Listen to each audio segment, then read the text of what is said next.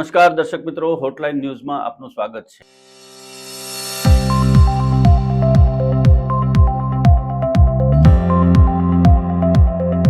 ગુજરાત સરકાર છેલ્લા 25 વર્ષથી વાઇબ્રન્ટ ગુજરાતના નામે ઉત્સવ ઉજવે છે અને લઘુ તેમજ મધ્યમ ઉદ્યોગો અને મોટા ઉદ્યોગકારોને આકર્ષવા માટેના અલગ અલગ સ્કીમો, અલગ અલગ યોજનાઓ અમલમાં મૂકે છે. પરંતુ આ બધાની વચ્ચે ચિંતાજનક બાબત એ છે કે લઘુ ઉદ્યોગો બંધ થવાની સંખ્યા દિવસે ને દિવસે રાજ્યમાં વધી રહી છે. ખાસ કરીને રાજ્ય સરકાર મોટા જે ઉદ્યોગ ગૃહો છે એને ફાયદો કરાવવા માટે મોટી મોટી યોજનાઓ આપે છે, સસ્તામાં જમીન આપે છે, એના સિવાયનું ઇન્ફ્રાસ્ટ્રક્ચરમાં પણ રાજ્ય સરકાર સબસિડીઓ આપે છે અને ઇલેક્ટ્રિસિટીમાં પણ એમને સબસિડી આપે છે. પરંતુ સમગ્ર અર્થતંત્રની ધરોહર જે છે અથવા તો સમગ્ર અર્થતંત્રની કરોડરજ્જુ સમાન જે છે એ લઘુ ઉદ્યોગો એટલે કે એમએસએમઈ ક્ષેત્રની અંદર સરકારની નીતિઓ અને સરકારની ઉદાસીનતાને કારણે એક પછી એક એકમો બંધ થઈ રહ્યા છે અને છેલ્લા કેટલાક સમયની અંદર 54,000થી વધારે કામદારો લઘુ ઉદ્યોગમાં કામ કરતા કામદારો બેકાર બન્યા છે, કેમ કે આ લઘુ ઉદ્યોગો બંધ થઈ ગયા છે.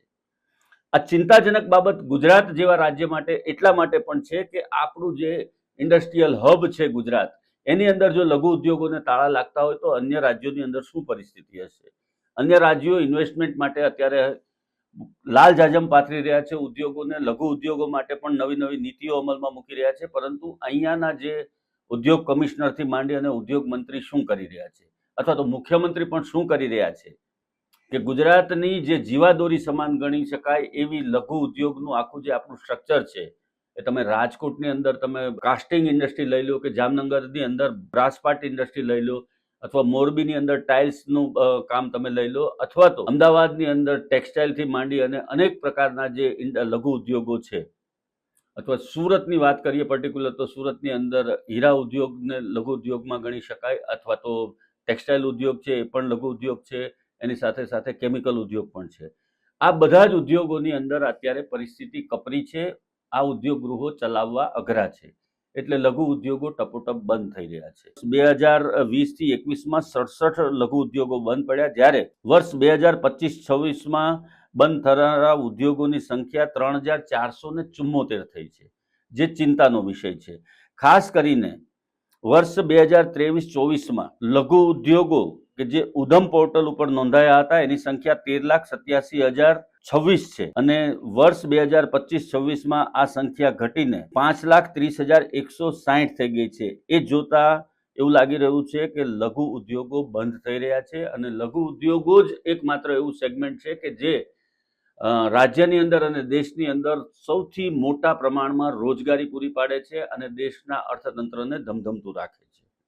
જો આ લઘુ ઉદ્યોગો જ બંધ થઈ જશે અથવા તો એને તાળા મારવાની નોબત આવશે તો રાજ્યની અંદર બેકારીની સાથે સાથે ગુનાખોરી પણ વધશે, એ વાત નિશ્ચિત છે. આ મામલા ઉપર હવે રાજ્યના મુખ્યમંત્રી ભૂપેન્દ્ર પટેલ સહિત ઉદ્યોગ મંત્રી અને ઉદ્યોગ કમિશનર સહિતના જે લોકો છે એ લોકોએ કામ કરવાની જરૂર છે, એના કારણો તપાસવાની જરૂર છે અને આ કયા કારણોસર આ પરિસ્થિતિનું નિર્માણ થયું છે એની પણ એક વખત સમીક્ષા કરવામાં આવે એ ખૂબ જ આવશ્યક છે. રાજ્યની જીઆઈડીસીઓની અંદર શું પરિસ્થિતિ છે? પૂરતા રોડ રસ્તા સારા નથી, ઇન્ફ્રાસ્ટ્રક્ચર સારું નથી મળતું અને ઉદ્યોગો બંધ થઈ રહ્યા છે. જે પ્રોડક્શન થાય છે એ પ્રોડક્શનની ઉપર જીએસટી સહિતના જે ભારણો રાજ્ય સરકાર અને કેન્દ્ર સરકારે નાખ્યા છે એ પણ આ પૈકીનું એક કારણ છે. ગુડ્સ એન્ડ સર્વિસ ટેક્સ એ ઉદ્યોગોનું ગળું ઘૂંટી રહ્યો છે. અનેક ઉદ્યોગોની અંદર એની પરિસ્થિતિ આપણને જોવા મળી રહી છે. રાજ્ય સરકાર જીએસટીના દરોમાં ઘટાડો કરી રહી છે, પરંતુ એ એટલી માત્રામાં એ લોકોને ફીડિંગ પૂરું નથી પાડી શકતા કે ઉદ્યોગો બચી શકે. રોજગારીનો પ્રશ્ન જ્યાં આવે ત્યાં રાજ્ય સરકારે પણ હવે જાગવું પડશે અને આ જે પ્રમાણે ગુજરાતની અંદર લઘુ ઉદ્યોગોને તાળા લાગી રહ્યા છે એને જોતા એમની જે ઉદ્યોગ નીતિ છે એની અંદર ધડમૂળથી પરિવર્તન કરવા પડે એવી પરિસ્થિતિ હાલમાં ગુજરાતની અંદર ઊભી થઈ છે અને ગુજરાતના વાઇબ્રન્ટ ગુજરાતના જે તાઇફાઓ થાય છે એની અંદર લાખો રૂપિયાની જયાફતો ઉડાડવામાં આવે છે, એના ઉપર કંટ્રોલ કરી અને વાસ્તવમાં ગ્રાઉન્ડ ઉપર ઉદ્યોગોના વિકાસ માટે શું થઈ શકે અને ઉદ્યોગોના વિકાસ માટે રાજ્ય સરકારે કઈ કઈ પ્રકારના પગલાં ભરવાના છે અને ઇન્ડસ્ટ્રીના લોકો સાથે એની ચર્ચા વિચારણા કરી અને પછી આગળ વધવાની આવશ્યકતા છે.